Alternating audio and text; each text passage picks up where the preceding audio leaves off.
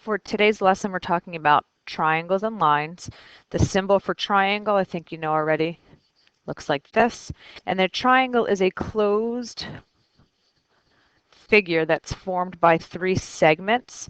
So in terms of these segments and other pieces, we call a side.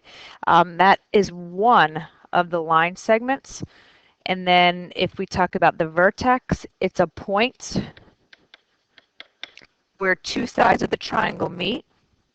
An interior angle is an angle inside the triangle, and an exterior angle is an angle formed outside the triangle.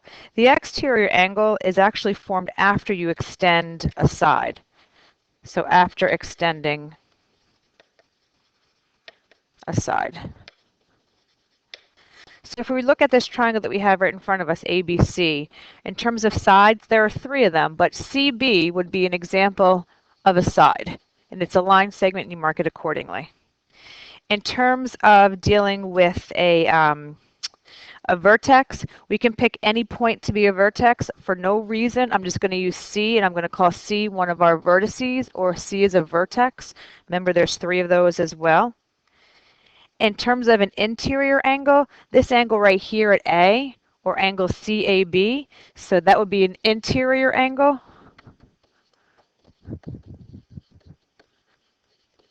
And if we wanted to extend the side over here, extend it side AB out, then this angle right over here, this would be angle, I actually have to put another point on here, so we'll do it this way with the D.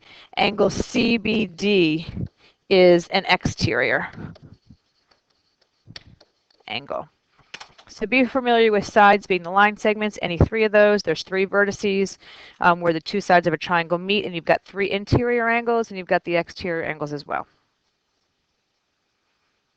When we talk about the altitude, or sometimes called the height, it's a line segment with one endpoint at any vertex of the triangle, and it extends to the opposite side and must be perpendicular to that side. So in terms of altitude or heights, if we've got this triangle here, ACB, and we extend an altitude from C, as long as we go from the vertex C and we go perpendicular to side AB, we'll call that D, you've got altitude CD.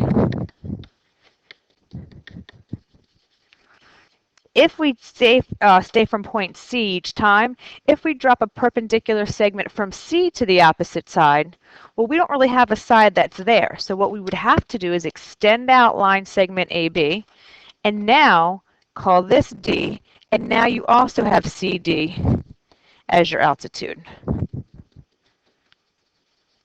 Last but not least, if you look at this next triangle and you go from vertex C, it turns out that the altitude is actually just a side of the triangle, CB altitude. So what it's important to get here is that altitudes can fall inside the triangle, and altitude might fall outside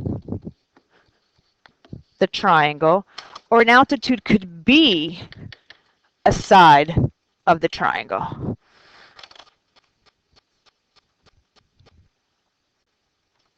Median. So what's important about a median, it's a line segment with one endpoint on any vertex of the triangle, and it extends to the midpoint of the opposite side. We'll stick with C again. So what we need to do is locate the midpoint of the side opposite C. Well, opposite C is side AB. If I want to locate midpoint of AB, how do I know M is a midpoint? Because it's marked as such. Then my median connects my vertex C to that midpoint. So what happens then is CM is the median. And again, what we did is we found the midpoint first, and then we connected the midpoint to the vertex opposite it. An angle bisector. It's a line segment with one endpoint at any vertex of the triangle, extending to the opposite side so that it bisects the vertex angle. So what's happening here is if I pick any particular vertex, I'm going to go for C again. No particular reason, I'm going to go for C. If I've got this angle here at C, what's going to happen is when I draw some ray or a line segment, I'm drawing actually a ray this time. It could be a line segment, it could be a ray that's drawn, but you'll name it as a line segment. And I'm going to locate this point right here on the opposite side. I'm going to call it D. Now, these angles I know are congruent because they're going to be marked as such. Then what happens is whether you call it ray CD or line segment CD, we'll do line segment CD for now, even though we used a ray to find it. Not a big deal. CD is an angle bisector, or is the angle. Doesn't matter. The angle bisector and angle bisector does not make a difference. Okay, it's not a median. All right, we didn't mark off line segment AB as two congruent halves. We marked off angle ACB as two congruent halves. This next stuff goes back to definitely elementary school.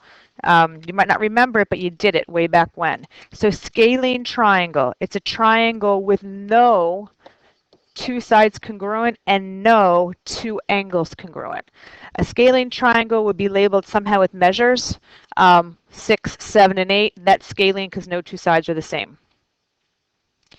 If you have an isosceles triangle then is going to have two sides, which we happen to call the legs congruent, and the two angles opposite those sides, which we happen to call base angles, are also congruent. That third side, the side that's not the leg, happens to be called the base, and it's opposite the third angle, which happens to be called the vertex angle. Let's actually show you a picture here. Let me bring this up. In this triangle ABC, if I were to mark these two sides congruent, so side AC and side CB, if these guys are congruent, AC congruent to BC, these happen to be the legs. The angles opposite those sides, if I were to kind of go opposite that side, that's angle B. If I were to go opposite that side, that's angle A. These angles right here, which are congruent, these guys are called base angles. What's left is the vertex angle. So angle C right here, and it's not congruent to A or B, not necessarily, not congruent. This happens to be called your base angle. So angle C is your base angle, and then line segment AB is your base. Okay, so isosceles triangle, two sides the same, therefore the angles opposite them are the same as well. One thing that maybe will be helpful, maybe not, I don't know, but if I take a look at isosceles, one of the tricks here, I kind of look at these guys, SOS or SS, is same side. I know there's three S's, but just look at the two of them and say two sides meaning, or two S's meaning two sides the same. And then kind of similarly with scalene, if you take a look at all the letters, just cut off the last letter, like if you don't really look at this letter right here, all the letters up to that point are all different. So no two letters are the same, therefore no two sides are the same. Just a thought. Equilateral. Here's a side where here's a triangle where all three sides are congruent, and therefore all three angles are congruent. In terms of marking in the drawing, we could do that, which says to you that line segment AC is congruent to line segment AB, which is also congruent to line segment BC. Knowing that all three angles, or all three sides are the same, that all three angles are the same. And hopefully you know that all three angles here have the same measure, which each happen to be 60 degrees. Okay, so I guess maybe I should do this too. Angle A congruent to angle B, congruent to angle C. So that's classifying your triangles according to their sides. You can also classify triangles according to their angles. If you have an acute triangle, every single angle in there has to be less than 90 degrees, all three of them. So draw them however you want. ABC Don't forget the angles of the triangle have to add up to 180. So if we call this angle right here 50 degrees and this angle right here is 60 degrees, this angle has to be 70. Every angle is less than 90, so it happens to be acute. If you have an obtuse triangle, only one of those angles is obtuse.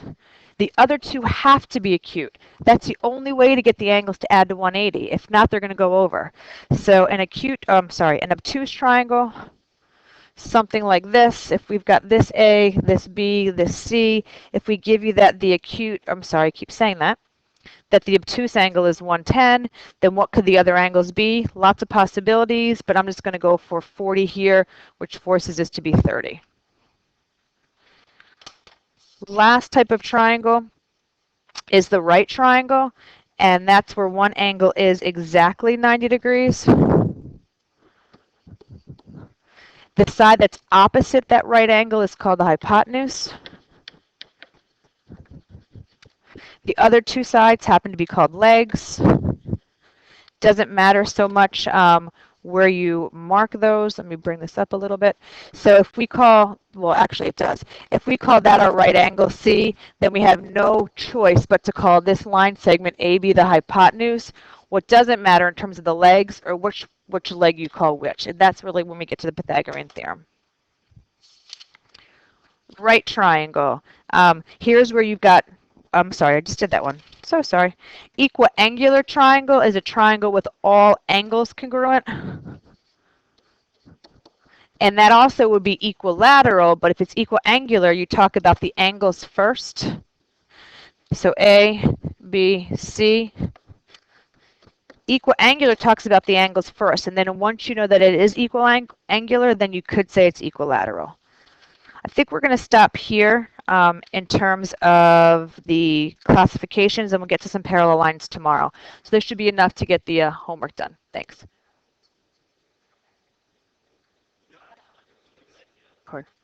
So just going to finish this up real fast. Oh, I actually had this filled in already. Huh, interesting. Well, that makes it even easier. So types of lines, the one last thing that we need to do is talk about parallel lines, and the symbol for parallel are those two lines that kind of go sideways. So parallel lines that are going to be two lines that are on the same plane, that are the same distance apart, therefore will never intersect. Transversal is a third line that intersects two parallel lines, creating special angle relationships. And these are the relationships that you need to know. Corresponding angles are angles that are congruent. They are in the same spot on the same side of the transversal. For example, angle 1, which is to the left of the transversal, sits on top of line L, and angle 5, which is also to the left of the transversal, sits on top of line M. Those are corresponding angles, and there are 4 pairs of those, 1 and 5, 2 and 6, 3 and 7, 4 and 8. This should be nothing new. Alternate interior angles, those are angles that are on alternate sides of the transversal, but inside the parallel lines. So for example, 3 and 6, they are on opposite sides of the transversal within the parallel lines, alternate interior angles, and there's 2 pairs of those, 3 and 6, 4 and 5. Alternate exteriors, again, opposite side of the transversal, but outside of the parallel lines. So for example, 2 and 7, and they're congruent. Same side interior angles, they are on the same side of the transversal, both within the parallel lines. That's like 3 and 5, and I shouldn't even mark them like this. They're not congruent. They happen to be supplementary, and they add to 180. So that's 3 and 5 adding to 180, and then 4 and 6 adding to 180. And then same side exterior angles, and then those would also be supplementary, and that's like 1 and 7. You've got an acute and an obtuse angle usually here, as well as 2 and 8. So those are your parallel lines. I think again, this should not be anything new. And I believe that is, I think that's it. I'm not sure if you've got perpendicular lines on your sheet or not. If you do, let me see if I can get to that page. You do, okay. So perpendicular lines, and then these are 2 lines. They could be segments or rays that intersect to form right angles. So again, if you happen to have lines like this, had the perpendicular, because you would have a right angle, and once one angle is right, they all are right. And that is the end of it. Alrighty, see ya.